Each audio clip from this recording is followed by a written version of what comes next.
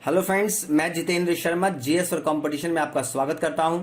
और आज का हमारा सबसे महत्वपूर्ण टॉपिक है गुलाम डायनेस्टी, जिसे मामलुक वंश और इल्बरी वंश भी कहा जाता है।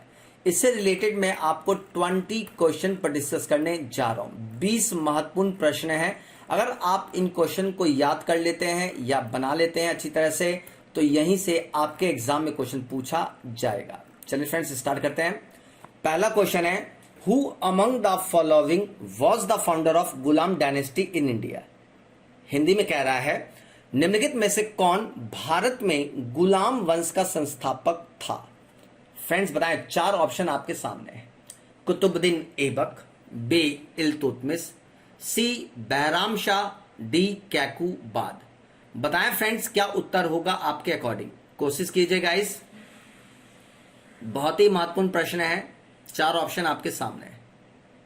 चलिए गाइस, इसका आंसर ए है कुतुबुद्दीन ऐबक। यानी कुतुबुद्दीन ऐबक को भारत में गुलाम वंश का संस्थापक माना जाता है। Qutubuddin Aibak was the founder of Ghulam dynasty. Ghulam dynasty यानी कि कुतुबुद्दीन ऐबक भारत में गुलाम वंश का संस्थापक था। गुलाम वंश was also known as Ilbari and Mamluk dynasty. यानी गुलाम वंश को इल्बरी और मामलुक वंश के नाम से भी जाना जाता था। चलिए आगे देखिए। दूसरा क्वेश्चन कह रहा है, who was the Indian ruler known as Lakh Baksh? Lakh Baksh के नाम से कौन भारतीय शासक जाना जाता था? 4 ऑप्शन है। अकबर, बी बाबर, सी इल्तुतमिश, डी कुतुबुद्दीन ऐबक। कौन शासक लाख बख्श के नाम से जाना जाता था? गाइस बताएं, 4 ऑप्शन आपके सामने है। कोशिश कीजिए, यू कैन डू दिस। बना सकते हैं आप इस क्वेश्चन को। चले गाइस, आंसर की बात करें तो इसका आंसर है कुतुबुद्दीन ऐबक यानी डी। कुतुबुद्दीन ऐबक जनता के बीच में लाखों का दान करता था, इसलिए इसे लाख बख्श के नाम से जाना जाता था। चलिए तीसरा क्वेश्चन देखते हैं। Consider the following statement. निम्नलिखित कथनों पर विचार कीजिए। 2 स्टेटमेंट आपके सामने है। पहला statement, Qutubuddin Aibak held the titles of Malik and warlord while ascending to the throne. दूसरा स्टेटमेंट कह रहा है, Qutubuddin Aibak was called Quran Khan because he recited the Quran. Hindi में पढ़ देता हूं। निम्नलिखित कथनों पर विचार कीजिए। 2 ऑप्शन है आपके सामने स्टेटमेंट। कुतुबुद्दीन ऐबक ने सिंहासन रूढ़ होते समय मलिक एवं सिपा सलार की उपाधि धारण की। दूसरा है, कुतुबुद्दीन ऐबक को कुरान खां कहा जाता था क्योंकि वह कुरान का सुरीला पाठ करता था। 4 ऑप्शन आपके सामने है, आपको आंसर बताना है। केवल एक, केवल 2, 1 और 2, ना ही 1 और ना ही 2। फ्रेंड्स बताएं, क्या उत्तर होगा आपके अकॉर्डिंग? कोशिश कीजिए गाइस। चले गाइस, इसका आंसर सी है। 1 और 2 दोनों ही स्टेटमेंट पूरी तरह से करेक्ट है। कुतुबुद्दीन ऐबक जब शासक बना था तो इसने मलिक एवं सिपा सलार की उपाधि धारण की थी। कुतुबुद्दीन ऐबक को कुरान खां कहा जाता है क्योंकि यह कुरान का सुरीला पाठ करता था दिनचर्या में, अतः इसे कुरान खां के नाम से भी जाना जाता था। इस अकॉर्डिंग सी आंसर सही होगा। चलिए चौथा क्वेश्चन देखते हैं। हु बिल्ट 2.5 दिन का झोपड़ा इन अजमेर? अजमेर में 2.5 दिन का झोपड़ा किसने बनवाया था? 4 ऑप्शन है। Qutubuddin Aibak, B Alauddin Khilji, C Mohammad bin Tughlaq and D Balban. Friends बताएं, 4 ऑप्शन आपके सामने है, आपको आंसर इसी में से बताना है। कोशिश कीजिए गाइस, क्या आंसर होगा? चले गाइस, इसका आंसर की बात करें तो इसका आंसर ए है कुतुबुद्दीन ऐबक। कुतुबुद्दीन ऐबक ने अजमेर में 2.5 दिन का झोपड़ा मस्जिद का निर्माण कराया था। इस अकॉर्डिंग आंसर इसका ए सही होगा। 5वां क्वेश्चन देखते हैं। Quwwatul Islam mosque was built by whom? Quwwatul इस्लाम मस्जिद का निर्माण किसके द्वारा किया गया था? 4 ऑप्शन है। अलाउद्दीन खिलजी, बी मोहम्मद आदिल शाह, सी इल्तुतमिश, डी कुतुबुद्दीन ऐबक। 4 ऑप्शन है आपके सामने। बताएं फ्रेंड्स, क्या उत्तर होगा? कुव्वतुल इस्लाम मस्जिद पूछ रहा है। चलिए गाइस, इसका आंसर की बात करें तो इसका आंसर डी है कुतुबुद्दीन ऐबक। कुतुबुद्दीन ऐबक ने दिल्ली में कुव्वतुल इस्लाम मस्जिद का निर्माण कराया था। साथ में अजमेर में 2.5 दिन का झोपड़ा मस्जिद का निर्माण कराया था। ये 2 कंस्ट्रक्शन बहुत ही महत्वपूर्ण है जो बार बार एग्जाम में पूछा गया है। आगे देखिए 6वां question, consider the following statement. Statement type का क्वेश्चन है, 2 स्टेटमेंट है आपके सामने। पहला स्टेटमेंट कह रहा है Qutubuddin Aibak build Qutub Minar in memory of the famous Chishti संत ऑफ दिल्ली शेख कुतुबुद्दीन बख्तियार काकी। दूसरा कह रहा है in the court of Aibak there was the residence of scholar like Hasan Nizami and Fakhruddin. Hindi में स्टेटमेंट पढ़ता हूं, निम्नलिखित कथनों पर विचार कीजिए। आपके सामने 2 स्टेटमेंट है, हिंदी में पढ़िए इसको ध्यान से। हिंदी में कह रहा है कुतुबुद्दीन ऐबक ने दिल्ली के प्रसिद्ध चिश्ती संत शेख कुतुबुद्दीन बख्तियार काकी की याद में कुतुब मीनार का निर्माण कराया। दूसरा स्टेटमेंट कह रहा है ऐबक के दरबार में हसन निजामी और फखरुद्दीन आदि विद्वानों का निवास था।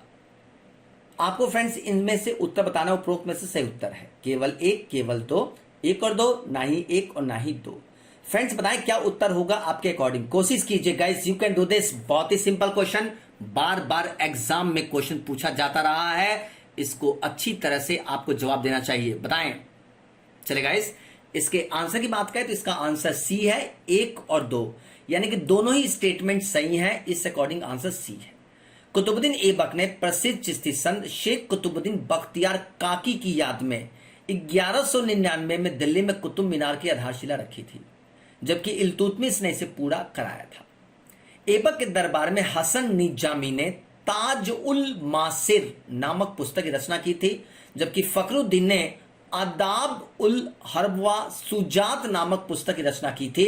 अतः इस दृष्टिकोण से ये स्टेटमेंट आपके लिए बहुत ही महत्वपूर्ण है। आगे देखिए 7वां question, who among the following was the sultan of Delhi who died playing chaugan polo. निम्नलिखित में से वह दिल्ली का सुल्तान कौन था जिसकी मृत्यु चौगान खेलते हुई थी। 4 ऑप्शन आपके सामने है, कुतुबुद्दीन ऐबक, फिरोज शाह तुगलक, अलाउद्दीन खिलजी, गयासुद्दीन तुगलक। फ्रेंड्स बताएं किसकी मृत्यु चौगान या पोलो गेम खेलते हुई थी, बताइए, कोशिश कीजिए। चले गाइस, इसका आंसर है ए, कुतुबुद्दीन ऐबक की मृत्यु लाहौर में चौगान गेम खेलते हुए थे। जब वो चौगान नामक गेम खेल रहा था तो घोड़े से गिर जाने के कारण उसकी मृत्यु हुई थी। ये अपने आप में बहुत ही महत्वपूर्ण है और लाहौर में ही इसका मकबरा भी स्थित है। आगे देखिए 8वां question, who among the following was the first female ruler to rule Delhi. निम्नलिखित में से कौन दिल्ली पर राज करने वाली प्रथम महिला शासिका थी। 4 ऑप्शन है, क्वेश्चन समझ में आ गया होगा। ए जीजाबाई, बी हजरत महल, सी रजिया सुल्तान, डी चांद बीबी। बताएं friends, what is your answer, आपका आंसर क्या है, कोशिश कीजिए, यू कैन डू दिस, कर सकते हैं। चले गाइस, इसका आंसर है सी रजिया। रजिया दिल्ली सल्तनत में दिल्ली पर प्रथम महिला शासिका थी जिसने शासन किया था और ये इल्तुतमिश की बेटी थी। चलिए फ्रेंड्स 9वां क्वेश्चन देखते हैं। 9th क्वेश्चन एक बार फिर से। 9वां क्वेश्चन देखिए, कंसिडर द फॉलोइंग स्टेटमेंट। पहला स्टेटमेंट कह रहा है Iltutmish is called the de facto founder of the Delhi सल्तनत। दूसरा स्टेटमेंट कह रहा है Iltutmish was the founder of Delhi before becoming the Sultan of Delhi. The correct answer from above is, Hindi में पढ़ देता हूं, इल्तुतमिश दिल्ली सल्तनत का वास्तविक संस्थापक कहलाता है। दूसरा स्टेटमेंट है दिल्ली का सुल्तान बनने से पहले इल्तुतमिश दिल्ली का सूबेदार था। फ्रेंड्स आपको आंसर बताना है, केवल 1, केवल 2, सी में 1 और 2, डी ना ही 1 और ना ही 2। फ्रेंड्स बताएं क्या उत्तर होगा आपके अकॉर्डिंग। चले गाइस, इसका आंसर की बात करें तो इसका आंसर ए है, केवल एक स्टेटमेंट सही है। इल्तुतमिश दिल्ली सल्तनत का वास्तविक संस्थापक कहलाता है, ये स्टेटमेंट बिल्कुल सही है, लेकिन सुल्तान बनने से पहले वो दिल्ली का नहीं बल्कि बदायूं का गवर्नर था। इस अकॉर्डिंग आंसर ए सही होगा। चलिए गाइस, 10वां क्वेश्चन देखते हैं। Under which ruler was the Mongol invasion under the leadership of Genghis Khan. 10वां क्वेश्चन कह रहा है चंगेज खान के नेतृत्व में मंगोलों का आक्रमण किस शासक के समय में हुआ था। 4 ऑप्शन आपके सामने है। अलाउद्दीन खिलजी, बी मोहम्मद आदिल शाह, से इल्तुतमिश, डी कुतुबुद्दीन ऐबक। फ्रेंड्स बताएं क्या उत्तर होगा आपके अकॉर्डिंग। चंगेज खान का अटैक किस शासक के समय में हुआ था, बताइए, कोशिश कीजिए। चलिए गाइस, इसका आंसर है सी, इल्तुतमिश। इल्तुतमिश के समय में ही चंगेज खान का भारत में अटैक हुआ था। अरब क्षेत्र से जलालुद्दीन मकबरनी का पीछा करते हुए चंगेज खान भारत के सिंधु नदी तक आया था, लेकिन इल्तुतमिश ने जलालुद्दीन मकबरनी की सहायता नहीं की थी और इस तरह इसने अपने साम्राज्य की सुरक्षा किया था। इस अकॉर्डिंग आंसर एक्सप्लेनेशन के अकॉर्डिंग सी बिल्कुल सही होगा। चलिए आगे देखते हैं 11वां question. Which of the following rulers practised iqtadari system. निम्नलिखित में से किस शासक ने इक्तादारी प्रथा चलाई थी। 4 ऑप्शन है। मोहम्मद बिन तुगलक, इल्तुतमिश, फिरोज शाह तुगलक, डी गयासुद्दीन तुगलक। फ्रेंड्स बताएं क्या उत्तर होगा आपके अकॉर्डिंग। सही आंसर बताइए। चलिए गाइस, इसका आंसर बात करें तो इल्तुतमिश के द्वारा इक्तादारी व्यवस्था की शुरुआत की गई थी। इल्तुतमिश ने पूरे साम्राज्य को इक्ता में बांटा था और हर एक इक्ता में इक्तादार की नियुक्ति की थी। इक्तादार के पास सिविल और मिलिट्री दोनों ही राइट थे। यहां पे जो इक्ता दिया जाता था उस क्षेत्र से वो लगान कलेक्ट करता था और उससे सैनिकों का खर्चा चलाता था। जो रकम बचती थी उसे फवाजिल कहते थे। फवाजिल रकम को केंद्रीय खजाने में जमा करना होता था। यही थी इक्तादारी व्यवस्था जिसकी शुरुआत इल्तुतमिश ने किया था। चलिए आगे देखिए 12वां क्वेश्चन स्टेटमेंट टाइप का है। Consider the following statement. Statement को ध्यान से देखिए। Iltutmish formed a group of 40 rich chief trainers Turkan i Chahalgani. दूसरा कह रहा है Iltutmish introduced the silver tanka and the copper jital. Hindi में स्टेटमेंट को ध्यान से देखते हैं। निम्नलिखित कथनों पर विचार कीजिए। पहला स्टेटमेंट है इल्तुतमिश ने 40 अमीर सरदारों का एक दल तिरकान ए चेहलगानी बनाया था। दूसरा है इल्तुतमिश ने चांदी का टका और तांबे के जीतल का प्रचलन किया था। आपके सामने दोनों स्टेटमेंट लिखा हुआ है, ध्यान से पढ़िए, जवाब देने का प्रयास कीजिए। केवल एक, केवल दो, एक और दो, ना ही एक और ना ही दो। 4 ऑप्शन है, बताएं क्या उत्तर सही होगा। चलेगा, इसका आंसर है सी, 1 और 2।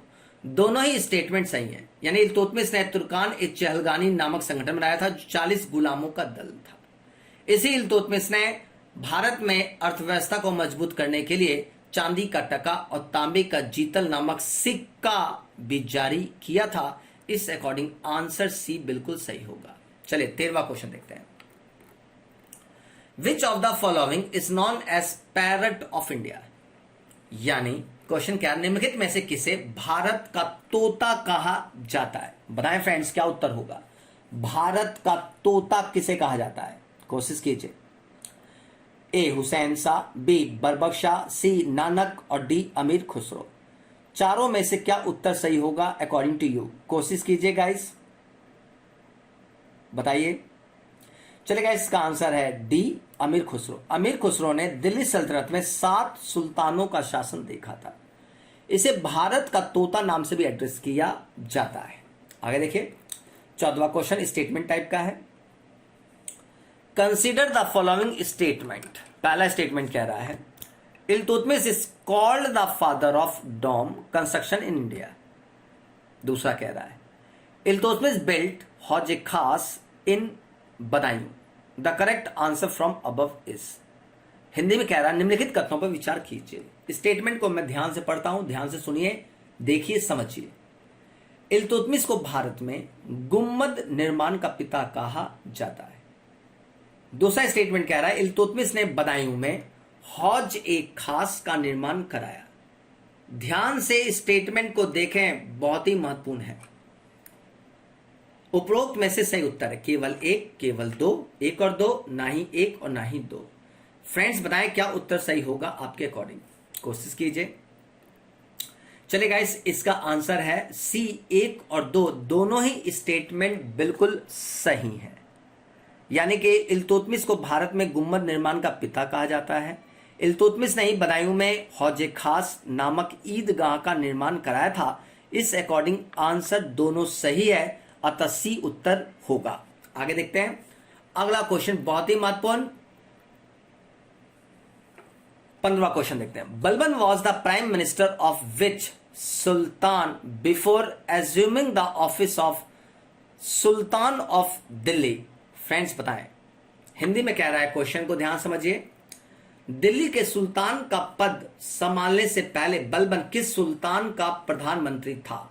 4 ऑप्शन है, नसरुद्दीन महमूद, बहराम शाह, आराम शाह, कुतुबुद्दीन ऐबक। फ्रेंड्स बताएं चारों में से क्या उत्तर होगा। यानी जब सुल्तान बना तो उससे पहले किस शासक के अधीन वो प्रधानमंत्री था, ये पूछा जा रहा है।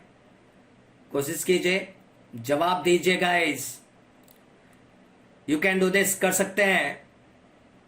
चलिए, इसका आंसर ए है नसरुद्दीन महमूद। फ्रेंड्स, दिल्ली का जब वो सुल्तान बना था तो सुल्तान बनने से पहले नसरुद्दीन महमूद के अंडर में उसने प्रधानमंत्री के रूप में काम किया था।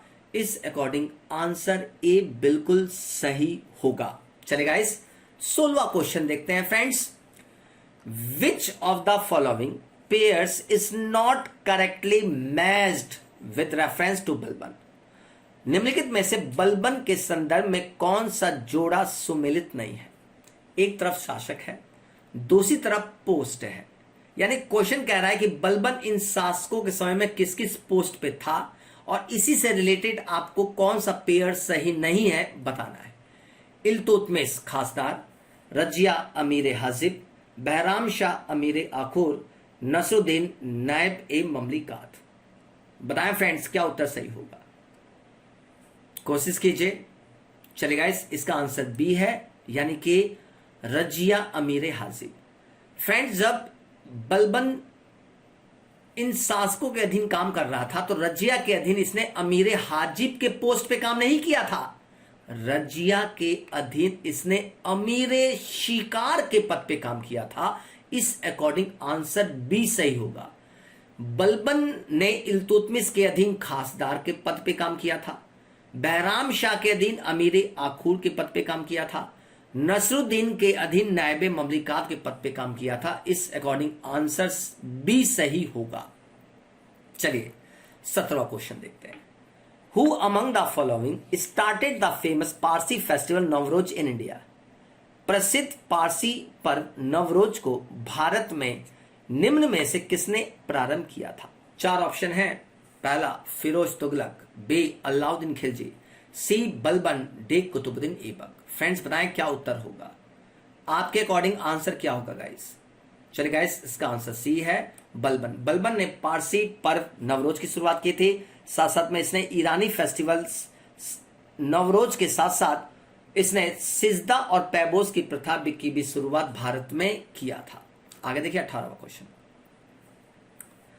विच of the following rulers gave Balban the title of Ulugh Khan. निम्नलिखित में से किस शासक ने बलबन को उलुग खां की उपाधि दी थी? 4 ऑप्शन है, नसरुद्दीन महमूद, बी बहराम शाह, सी आराम शाह, डी कुतुबुद्दीन ऐबक। फ्रेंड्स बताएं चारों में से क्या उत्तर सही होगा। बलबन को उलुग खां की उपाधि किसने दी थी? चलिए गाइस, इसका आंसर है ए नसरुद्दीन महमूद। यानी कि बलबन को उलुग खां की उपाधि नसरुद्दीन महमूद के समय में दिया गया था। आगे देखिए 19वां क्वेश्चन है, बहुत ही महत्वपूर्ण है। विच of the following rulers assume the title of जिले इलाही यानी इमेज ऑफ गॉड। निम्नलिखित में से किस शासक ने जिले इलाही की उपाधि धारण की? 4 ऑप्शन फिर से है, फिरोज तुगलक, अलाउद्दीन खिलजी, बलबन, कुतुबुद्दीन ऐबक। फ्रेंड्स बताएं क्या उत्तर होगा, कोशिश कीजिए गाइस। चलिए गाइस, इसका आंसर सी है बलबन। यानी जब बलबन शासक बना तो इसने जिले इलाही की उपाधि धारण की थी, यानी ईश्वर का प्रतिनिधि या प्रतिबिंब के रूप में जाना जाता था। ये बलबन के टाइटल्स हैं जो बार बार एग्जाम में क्वेश्चन पूछे गए हैं। लास्ट क्वेश्चन देखते हैं, 20वां स्टेटमेंट टाइप का है। Consider the following statement. पहला स्टेटमेंट कह रहा है Balban adopted a blood and iron policy to establish the sultan's reputation. Second कह रहा है Balban prohibited the appointment of the people of the lower caste. The correct answer from above is. Hindi में देखिए, निम्नलिखित कथनों पर विचार कीजिए। पहला कह रहा बलबन ने सुल्तान की प्रतिष्ठा को स्थापित करने के लिए रक्त और लोह की नीति अपनाई। दूसरा स्टेटमेंट कह रहा बलबन ने निम्न कुल के लोगों की नियुक्ति पर रोक लगाई थी। उपरोक्त में से सही उत्तर है केवल एक, केवल दो, एक और दो, ना ही एक और ना ही दो। फ्रेंड्स बताएं क्या उत्तर सही होगा आपके according. You can do this, कर सकते हैं, कोशिश कीजिए गाइस। चलिए गाइस, स्टेटमेंट के अकॉर्डिंग आंसर की बात करें तो इसका आंसर सी बिल्कुल सही होगा। बलबन ने ब्लड एंड आयरन पॉलिसी की शुरुआत की थी। ब्लड की मतलब है कि रक्त की शुद्धता, जो रियल में मुसलमान थे उनको अच्छे पद दिए। बलबन ने लो की पॉलिसी अपनाई थी, यानी कि आयरन पॉलिसी, यानी शक्ति के बल पे शासन किया था। इस अकॉर्डिंग आंसर जो है एक और दो दोनों ही स्टेटमेंट बिल्कुल सही है, अतः सी उत्तर होगा। आई होप फ्रेंड्स कि मेरे द्वारा जो क्वेश्चन दिए जा रहे हैं आपको पसंद आ रहे हो। फ्रेंड्स इन क्वेश्चन को रट जाइए, याद कर लीजिए, कॉपी में नोट कर लीजिए, चाहे जैसे भी हो इनको तैयार करिए, क्योंकि यहीं से एग्जाम में क्वेश्चन पूछे जाते हैं। फ्रेंड्स अगर आपने हमारे चैनल को सब्सक्राइब नहीं किया तो चैनल को सब्सक्राइब कर लीजिए, बेल आइकन जरूर दबा दें, लाइक और शेयर करना बिल्कुल नहीं भूलें। Thank you and take care.